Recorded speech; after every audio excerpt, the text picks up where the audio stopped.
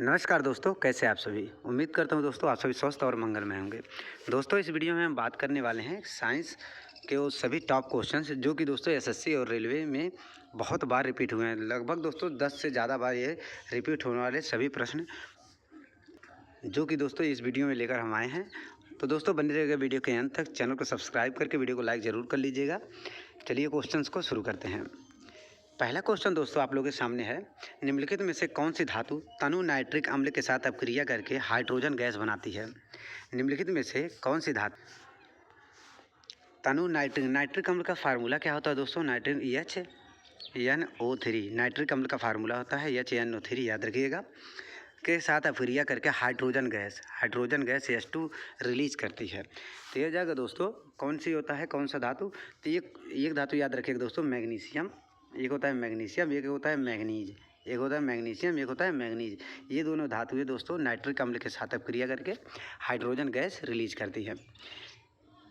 कौन सी धातु हो जाएगा दोस्तों? तो इसमें ऑप्शन दिया है मैग्नीज। ऑप्शन नंबर ए इसका सही आंसर हो जाएगा। ये दोस्तों आरआरबी टेक्नीशियन ग्रेड 3 2024 में पूछा गया क्वेश्चन है। और दोस्तों सेम क्वेश्चन आया था, उसमें ऑप्शन था मैग्नीशियम का। ये हो जाएगा दोस्तों आरआरबी जेई, सेम क्वेश्चन था, बस उसमें ऑप्शंस मैग्नीज के जगह पे मैग्नीशियम दे रखा था, इसलिए दोस्तों इन दोनों को हमने यहाँ पर मेंशन किया है। तो दोस्तों पूरा डिटेल यहाँ पर नीचे आप लोग देख सकते हैं। ऑप्शन नंबर ए इसका सही आंसर हो जाएगा मैग्नीज। तो बोला गया है दोस्तों मैग्नीशियम और मैग्नीज। मैग्नीशियम का रासायनिक चिन्ह होता है दोस्तों Mg और मैग्नीज का होता है दोस्तों Mn। तनु नाइट्रिक अम्ल के साथ क्रिया करके हाइड्रोजन गैस और मैग्नीशियम नाइट्रेट बनाते हैं। अगर मैग्नीशियम के साथ करते हैं तो मैग्नीशियम नाइट्रेट ही बनाएंगे, ये याद रखिए। अगर मैग्नीज के साथ करेंगे तो कुछ और उत्पाद बनता है, क्योंकि मैग्नीशियम और मैग्नीज एक अच्छे अपचायक, अब रिड्यूसिंग एजेंट के होते हैं दोस्तों, एक अच्छे अपचायक होते हैं, इसलिए दोस्तों उसको डिस्प्लेस कर देते हैं। तो यहाँ पर देखिएगा दोस्तों ये मैग्नीशियम है और ये तनु नाइट्रिक अम्ल है। मैग्नीशियम है और नाइट्रिक अम्ल है। ये मैग्नीशियम के साथ दोस्तों मैग्नीशियम नाइट्रेट बन जाता है। मैग्नीशियम नाइट्रेट का फार्मूला दिया गया है MgNO3 का होल ट्वाइस होगा और इसमें हाइड्रोजन गैस रिलीज होती है। अगला क्वेश्चन है, बहुत ही इंपॉर्टेंट क्वेश्चन है दोस्तों, वेरी वेरी इंपॉर्टेंट क्वेश्चन। जिस बिंदु पर सभी किरणें मिलती हैं उसको कहते हैं।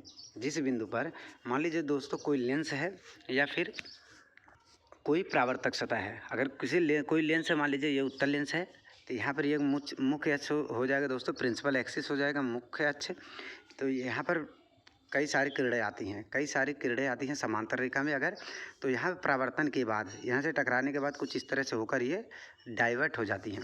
तो यहाँ पर जो मिलती हैं किरणें, तो इसको बोला जाता है क्या? मुख्य फोकस। ऑप्शन नंबर डी इसका सही आंसर हो जाएगा, फोकस बिंदु इसको बोला जाता है। ऑप्शन नंबर डी इसका सही आंसर हो जाएगा, फोकस बिंदु इसका सही आंसर हो जाएगा। यहाँ पर आप लोग देख सकते हैं। अगला क्वेश्चन है, बहुत ही इंपॉर्टेंट क्वेश्चन है दोस्तों, वेरी वेरी इंपॉर्टेंट क्वेश्चन बहुत ही इंपॉर्टेंट है। बोला गया है अमाशय की मुख्य कोशिकाओं द्वारा स्रावित कौन सा एंजाइम है जो कि अमाशय से निकलता है। कौन सा एंजाइम अमाशय द्वारा स्रावित होता है जो वसा को क्या बोला जाता है? ट्राईग्लिसराइड बोला जाता है वसा को, ये भी याद रखिएगा। वसा को ट्राईग्लिसराइड बोला जाता है। कौन सा एंजाइम है जो वसा को डाईग्लिसराइड और फैटी एसिड में तोड़ता है? डाईग्लिसराइड और फैटी एसिड में तोड़ता है। ये क्वेश्चन दोस्तों बहुत बार रिपीट हुआ है, आप लोग देख सकते हैं। सेम ईयर वाले एग्जाम में लगातार 3 बार यह क्वेश्चन पूछा गया है, इसलिए दोस्तों आरआरबी जेई और एनटीपीसी और लोको पायलट के लिए बहुत इंपॉर्टेंट बन जाता है यह क्वेश्चन। तो इसमें कौन सा एंजाइम है दोस्तों कौन सा एंजाइम है जो अमाशय की कोशिकाओं द्वारा स्रावित होता है, जो वसा को डाइग्लिसराइड और फैटी एसिड में तोड़ता है? तो इसका आंसर हो जाएगा दोस्तों gastric lipase. Option number B इसका सही आंसर हो जाएगा, गैस्ट्रिक लाइपेज। दोस्तों अगर बात कर लिया जाएगा पेप्सिन का क्या कार्य होता है? लाइपेज का तो आप लोग देख सकते हैं क्या काम होता है, ट्रिप्सिन का क्या काम होता है, एमाइलेज का काम ये सभी का काम क्या होता है, अलग अलग एंजाइम है जो कि दोस्तों अमाशय द्वारा रिलीज किया जाता है। इन सभी एंजाइम का क्या कार्य होता है पूरा डिटेल यहाँ पर नीचे दिया गया है, आप लोग देख सकते हैं। बोला गया है दोस्तों पेप्सिन एंजाइम क्या करता है, जो कि अमाशय में अम्लीय वातावरण में प्रोटीन को सरल पेप्टाइड में तोड़ता है। प्रोटीन को किस में तोड़ता है, सरल पेप्टाइड में। प्रोटीन को दोस्तों सरल पेप्टाइड में तोड़ता है, ये भी याद रखें, पेप्टाइड होगा सरल पेप्टाइड। गैस्ट्रिक लाइपेज वसा को डाइग्लिसराइड और फैटी एसिड में तोड़ता है, फैटी एसिड में तोड़ता है वसा को, ये भी याद रखिएगा। ट्रिप्सिन का क्या काम होता है, जो कि छोटी ट्रिप्सिन का कार्य होता है दोस्तों छोटी आंत में प्रोटीन को सरल पेप्टाइड में तोड़ना। अब पेप्सिन का काम होता है, जो पेप्सिन का काम होता है अमाशय में, पेप्सिन का काम होता है अमाशय में प्रोटीन को सरल पेप्टाइड में तोड़ना। लेकिन ट्रिप्सिन का काम होता है दोस्तों, ट्रिप्सिन का छोटी आंत में प्रोटीन को सरल पेप्टाइड में तोड़ना। ये दोनों में कंफ्यूज मत होइएगा, पेप्सिन और ट्रिप्सिन। पेप्सिन होता है अमाशय में प्रोटीन तोड़ता है और ट्रिप्सिन होता है छोटी आंत में। एमाइलेज क्या काम होता है, जटिल कार्बोहाइड्रेट होते हैं, जैसे मान लीजिए स्टार्च और ग्लाइकोजन होते हैं, उसको माल्टोज और डेक्स्ट्रिन में तोड़ता है। माल्टोज और डेक्स्ट्रिन में तोड़ता है, स्टार्च को माल्टोज में कन्वर्ट करता है एमाइलेज, ये भी याद रखिएगा। ये बहुत इंपॉर्टेंट है दोस्तों, इसको आप लोग स्क्रीनशॉट लेके रख लीजिएगा। अगला क्वेश्चन है दोस्तों अगर वीडियो अच्छा लग रहा है तो चैनल को सब्सक्राइब, वीडियो को लाइक करना मत भूलिएगा। अगला क्वेश्चन, निम्नलिखित में से कौन सा या फिर कौन से रोग यौन संपर्क के माध्यम से फैलने वाला वायरल संक्रामक रोग है। यौन संपर्क के माध्यम से फैलने वाला वायरल संक्रामक रोग है। ये दोस्तों हाल ही में 2024 वाले एग्जाम में टेक्नीशियन में लगातार 2 बार पूछा गया था। 29 और 30 को लगातार 2 बार पूछा गया था सेम क्वेश्चन। अगर दोस्तों यहाँ से क्वेश्चन की बात करें कितनी बार रिपीट हुआ है, लगभग 15 बार यह क्वेश्चन रिपीट हुआ है। बस दोस्तों ऑप्शंस इधर से उधर और पूछने का तरीका अलग होता है। ऑप्शन सेम नहीं रहेगा, लेकिन इधर से उधर कर देगा ऑप्शन, और क्वेश्चन का पूछने का तरीका अलग हो जाएगा। इसलिए दोस्तों ये क्वेश्चन बहुत इंपॉर्टेंट हो जाता है।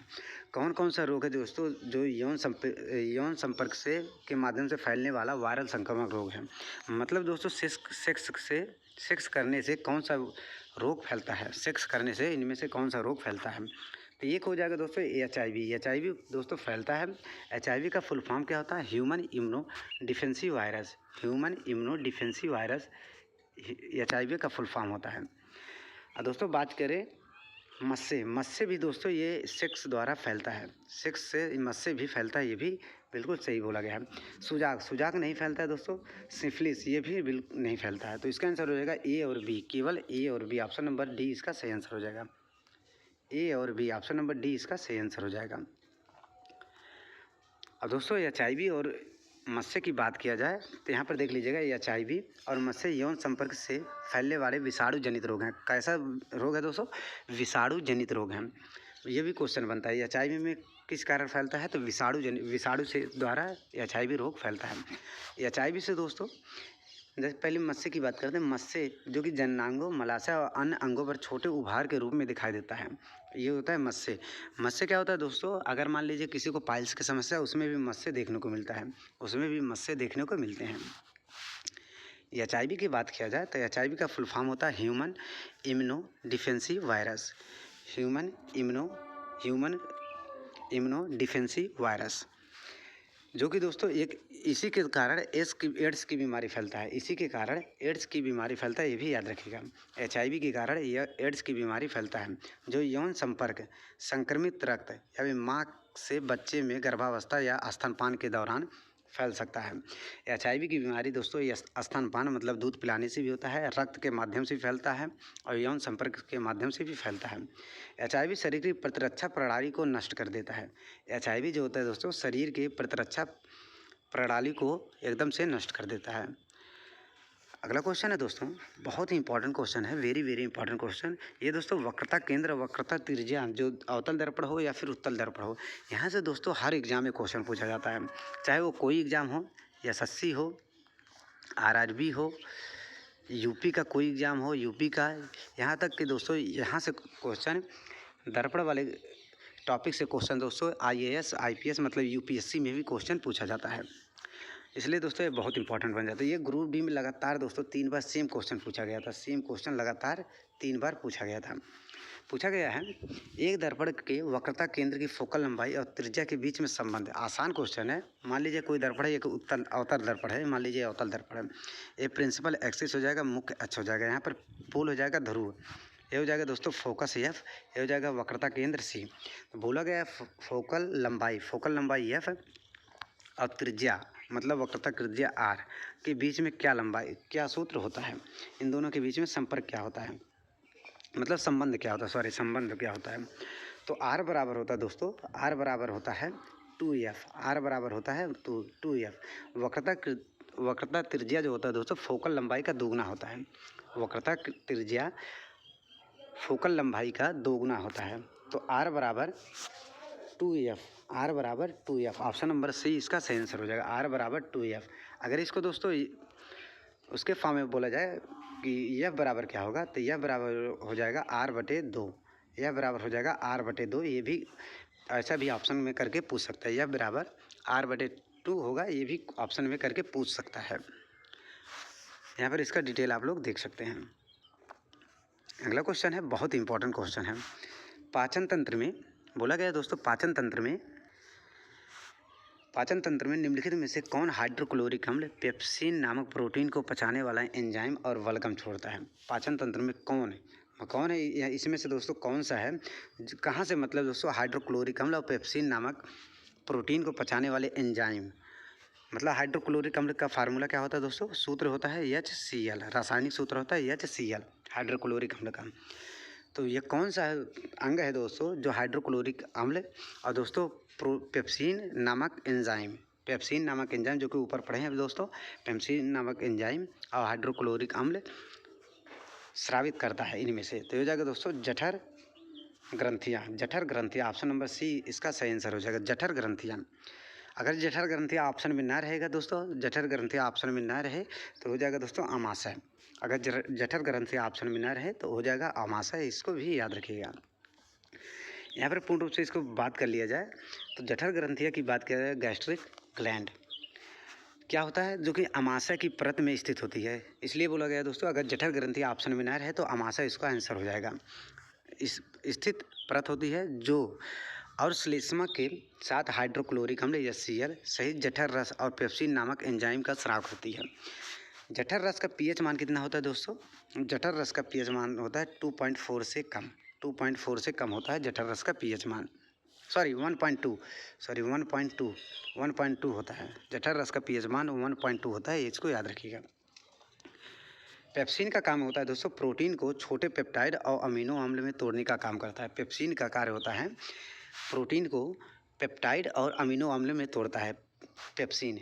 ये दोस्तों हमने ऊपर भी बताया है, नीचे भी इसको कर दिए हैं।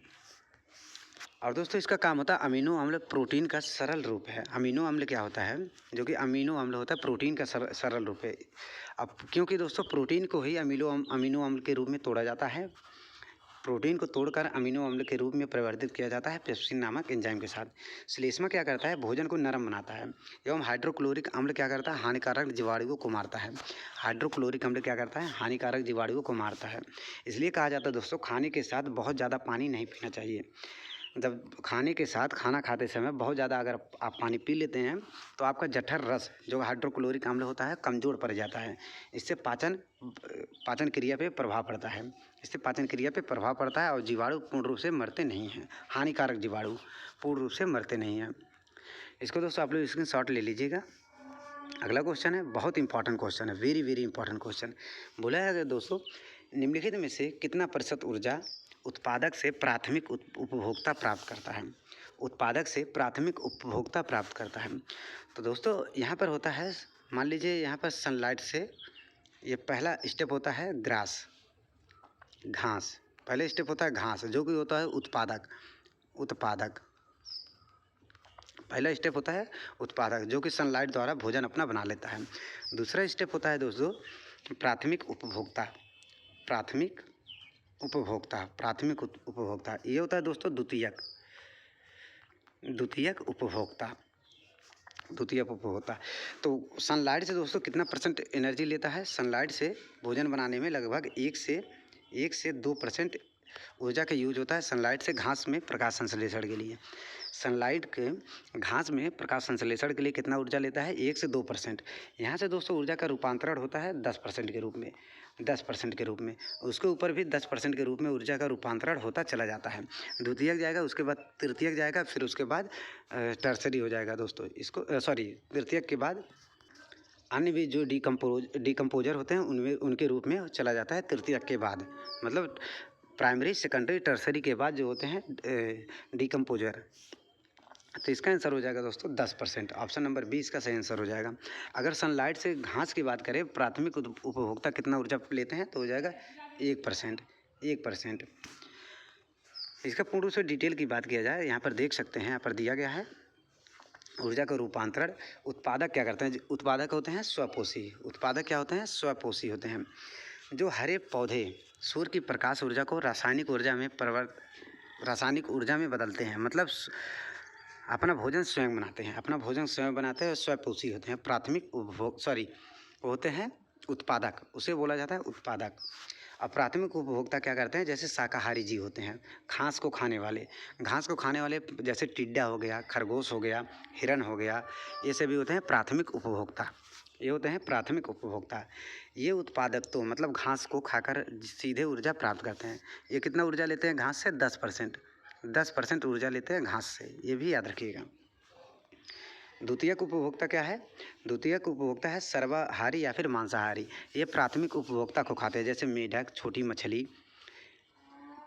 मछली हो गई, उसके बाद मुर्गी हो गई, बकरी हो गई, इन सभी को खाते हैं द्वितीयक उपभोक्ता। इनमें भी ऊर्जा प्राथमिक उपभोक्ता का 10% आता है। मतलब प्राथमिक उपभोक्ता का 10% द्वितीयक में आता है, द्वितीयक का 10% तृतीयक में आता है। अब आखिरी में होता है दोस्तों डिकम्पोजर आखिरी में होता है डिकम्पोजर। इसको भी याद रखिएगा। यहाँ पर श्रृंखला के बारे में पूरा डिटेल यहाँ पर नीचे दिया गया है। मान लीजिए दोस्तों कोई सनलाइट से इतना एनर्जी आता है, इसका 1% भाग होता है ये, इसका 1% भाग प्रोड्यूसर उत्पादक लेता है, और इसका 10% भाग ये हो जाता है 10,000 का 10% हो जाएगा 1,000। फिर 1,000 का 10% कितना हो जाएगा? 1,000 का 10% हो जाएगा 100, और 100 का 10% आप लोगों को पता है सिंपली 10 कैलोरी ऊर्जा होगा। सभी ऊर्जा का रूपांतरण होता है 10% के रूप में होता है। ये दोस्तों आप लोग याद रखिए, बहुत इंपॉर्टेंट है। अगला क्वेश्चन है दोस्तों, किसी यौगिक का मूलानुपाती सूत्र मान लीजिए CH2 है। मूलानुपाती सूत्र क्या है? CH2 है। उसके मूलर द्रव्यमान 56 है। इसका आणविक सूत्र क्या होगा? बहुत इंपॉर्टेंट है दोस्तों। आणविक सूत्र से रिलेटेड बहुत क्वेश्चन बनता है रेलवे में। इसको दोस्तों पूरा ध्यान से देखिएगा, पूरा डिटेल हमने नीचे दे रखा है। दोस्तों आणविक सूत्र की बात किया जाए तो इसको डिवाइड कर लेंगे। इसका आणविक सूत्र पहले आणविक द्रव्यमान निकालेंगे मूलानुपाती सूत्र का आणविक द्रव्यमान निकालने के लिए कार्बन होता है 12 प्लस 2 हाइड्रोजन है इंटू 1, हाइड्रोजन का द्रव्यमान संख्या 1 होता है, तो हो जाएगा दोस्तों 14। तो अगर दोस्तों 14 इसका मूलानुपाती सूत्र है, तो टोटल मोलर द्रव्यमान है 56, तो 56 में डिवाइड करेंगे 14 का 56 में डिवाइड करेंगे तो ये हो जाएगा दोस्तों 4 अणु हो जाएगा। 4 अणु हो जाता है दोस्तों। इसका कितना हो जाएगा दोस्तों? मूलानुपाती सूत्र का 4 अणु, मूलानुपाती सूत्र का हो जाएगा दोस्तों 4 अणु। तो 4 CH2 आणविक सूत्र निकालने के लिए 4 मूलानुपाती सूत्र का जो दिया है उसको 4 से मल्टीप्लाई कर देंगे। ये डिवाइड करने के बाद जो आता है तो हो जाएगा दोस्तों C4H8। ऑप्शन नंबर सी इसका सही आंसर हो जाएगा। C4H8 ऑप्शन नंबर सी इसका सही आंसर हो जाएगा। इसके पूर्ण रूप डिटेल की बात किया जाए तो यहाँ पर दिया गया है। मान लीजिए दोस्तों मूलानुपाती सूत्र जो इंपेरिकल फार्मूला दिया है उसका CH2 है। इसका आणविक द्रव्यमान पहले निकालेंगे। तो आणविक द्रव्यमान CH2 का निकालने के लिए कार्बन का होता है 12, हाइड्रोजन का होता है 1 गुणे 2, तो ये हो जाएगा दोस्तों 14 हो जाएगा। यहाँ पर आप लोग देख सकते हैं कि यहाँ पर दिया गया है, यहाँ पर नीचे यहाँ पर दिया गया है, यहाँ पर आप लोग देख सकते हैं, यहाँ पर दिया गया है। और दोस्तों इसका जो दिया है मूलर द्रव्यमान कितना दिया है, मूलर द्रव्यमान दिया है 56 में मूलानुपाती सूत्र का डिवाइड करेंगे तो हो जाएगा दोस्तों 4 अणु। ये हो जाता है दोस्तों कितने अणु है, मूलानुपाती सूत्र का कितना अणु है, तो टोटल 4 अणु है। तो 4 अणु को CH2 में मल्टीप्लाई कर देंगे तो हो जाएगा दोस्तों, आपको सिंपली पता हो जाएगा, आप लोगों को पता है, सिंपली हो जाएगा C4H8 इसका हो जाएगा सूत्र C4H8। मूलानुपाती सूत्र अगर दिया रहे, मूलर द्रव्यमान दिया जाए रहे तो पहले आणविक द्रव्यमान मूलानुपाती सूत्र का करेंगे, फिर मूलर द्रव्यमान में आणविक सूत्र से आणविक द्रव्यमान से डिवाइड करेंगे, जो आएगा उसको सिंपली मल्टीप्लाई कर देंगे, गुणा कर देंगे। अगला क्वेश्चन है दोस्तों, बहुत ही इंपॉर्टेंट क्वेश्चन है। बोला गया है निम्नलिखित में से कौन सा कथन निलंबन के संबंध में सही है। निलंबन क्या होता है दोस्तों, ये मिक्सचर होता है, मिश्रण होता है। निलंबन क्या होता है, ये मिश्रण होता है। मिश्रण 2 प्रकार के होते हैं, एक होता है समांगी, एक होता है दोस्तों विषमांगी। समांगी और विषमांगी। तो निलंबन क्या होता है दोस्तों, निलंबन है विषमांगी मिश्रण का उदाहरण है। निलंबन विषमांगी मिश्रण का उदाहरण है। तो इनमें से कौन सा कथन विषमांगी मिश्रण में सही है। तो ऑप्शन है दोस्तों, निलंबन एक विषमांगी मिश्रण है। ये तो पहला ही ऑप्शन बिल्कुल सही है, निलंबन विषमांगी मिश्रण का उदाहरण है। ऑप्शन नंबर ए इसका सही आंसर हो जाएगा। निलंबन कैसा है दोस्तों, विषमांगी मिश्रण का उदाहरण है। निलंबन के कण आँखों के लिए अदृश्य होते हैं, बिल्कुल नहीं दोस्तों, ये समांगी मिश्रण होते हैं, समांगी मिश्रण होते हैं। समांगी मिश्रण के कण होते हैं जो आँखों से दिखते नहीं हैं। इनका 1 नैनोग्राम से दोस्तों 1 नैनोमीटर से कम इनका साइज होता है। और निलंबन का होता है दोस्तों 1 नैनोमीटर से 1000 नैनोमीटर से ज़्यादा। ये किसका साइज होता है, यह साइज होता है दोस्तों कोलाइड का। एक कोलाइड का साइज होता है 1 नैनोमीटर से 1000 नैनोमीटर कोलाइड का साइज होता है। 1000 नैनोमीटर से ज़्यादा होता है निलंबन का, 1000 नैनोमीटर से ज़्यादा होता है। निलंबन एक समांगी मिश्रण है, ये बिल्कुल गलत का है क्योंकि यह विषमांगी मिश्रण है। इसका पूर्ण रूप से डिटेल की बात किया जाए तो ये देखिए यहाँ पर दिया गया है निलंबन का साइज दिया गया है 1 नैनोमीटर से बड़ा होता है। और कोलाइड का साइज होता है 1 नैनोमीटर से 1000 नैनोमीटर। 1 नैनोमीटर से 1000 नैनोमीटर, ये होता है कोलाइड विलयन का। ये होता है कोलाइड विलयन का। अगला क्वेश्चन है दोस्तों, बहुत इंपॉर्टेंट क्वेश्चन है और आज का दोस्तों ये आखिरी क्वेश्चन है दोस्तों, जब सफ़ेद प्रकाश कांच के प्रिज्म पर पड़ता है तो वह 7 रंगों में विभाजित हो जाता है। ये बिल्कुल सही बोला गया है, 7 रंगों में विभाजित हो जाता है। इस परिघटना को किस नाम से जाना जाता है। ये दोस्तों RRB ग्रुप डी मतलब रेलवे के लिए बहुत इंपॉर्टेंट है। लगातार एक ही साल के एग्ज़ाम में 3 बार पूछा गया है लगातार। अगर दोस्तों 100 अलग अलग ऑप्शन अलग अलग तरीके की बात किया जाए, कम से कम 20+ बार सिर्फ 2024 और 25 से लेके 2024 के बाद ये क्वेश्चन पूछा गया, कम से कम 20+ बार। तो ये कैसा एग्जाम्पल है दोस्तों, इस घटना को क्या बोला जाता है, तो हो जाएगा दोस्तों प्रकाश का वर्ण विक्षेपण बोला जाता है। पूर्ण रूप से इसके डिटेल की बात किया जाए, यहाँ पर आप लोग देख सकते हैं। बोला गया दोस्तों, जब सफ़ेद प्रकाश किसी प्रिज्म से गुजरता है तो वह 7 रंगों मतलब स्पेक्ट्रम में विभाजित हो जाता है। इस प्रक्रिया को बोला जाता है वर्ण विक्षेपण, डिस्पर्जन। विक्षेपण का कारण क्या होता है दोस्तों, कि प्रकाश के विभिन्न रंगों में तरंगदैर्घ्य अलग होती है। यह होता है विक्षेपण। क्या होता है, प्रकाश का विभिन्न रंगों में अलग अलग तरंगदैर्घ्य का निर्धारित होना विक्षेपण कहलाता है। अलग अलग तरंगदैर्घ्य का निर्धारित होना विक्षेपण कहलाता है, जिससे वे प्रिज्म में अलग अलग कोणों पर अपवर्तित होते हैं। यहाँ पर आप लोग देख सकते हैं, ये दोस्तों कोई प्रिज्म है, यहाँ पर श्वेत प्रकाश मतलब सूर्य का प्रकाश आ रहा है, ये 7 रंगों में विभाजित हो जाता है। सबसे ज़्यादा तरंगदैर्घ्य किसकी होती है दोस्तों, सबसे ज़्यादा तरंगदैर्घ्य होता है लाल रंग का। सबसे कम तरंगदैर्घ्य होता है बैगनी मतलब वायलेट, बैगनी रंग का। ये आप लोगों को दोस्तों पूरा दिख रहा होगा, विबग्योर नाम से इसको जाना जाता है, VIBGYOR।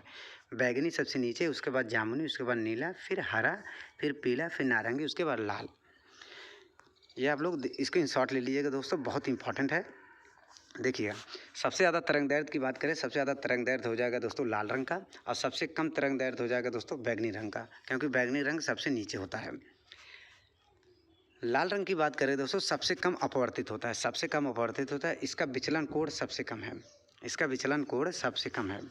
दोस्तों अगर सबसे अधिक विचलन कोण की बात करें तो हो जाएगा दोस्तों बैंगनी रंग का। सबसे अधिक विचलन कोण बैंगनी रंग का होगा, ये भी दोस्तों याद रखिएगा। विचलन कोण की बात करें दोस्तों, विचलन कोण मान लीजिए श्वेत प्रकाश जा रहा है, विचलन कोण की बात करें, ये श्वेत प्रकाश जो दोस्तों जा रहा है, इसको दोस्तों कुछ ऐसे ही चला जाना चाहिए, कुछ इस तरह से जाना चाहिए। यहाँ से जो कोण बन रहा है, इसके यहाँ से जो कोण बन रहा है, ये वाला कोण को विचलन कोण बोला जाता है। तो सबसे कम विचलन कोण लाल का होता है और सबसे ज़्यादा विचलन कोण यहाँ पर देख लीजिएगा, सबसे ज़्यादा विचलन कोण हो जाएगा बैंगनी रंग का। यहाँ से दोस्तों कई तरह के प्रश्न बनते हैं। बोल दिया जाता है दोस्तों पीला और दोस्तों नीला के बीच में कौन सा रंग होता है। पीला और नीला के बीच में हो जाएगा दोस्तों हरा। इसलिए दोस्तों ये वाला सीरियल नंबर आप लोगों को याद होना चाहिए। VIBGYOR, VIBGYOR,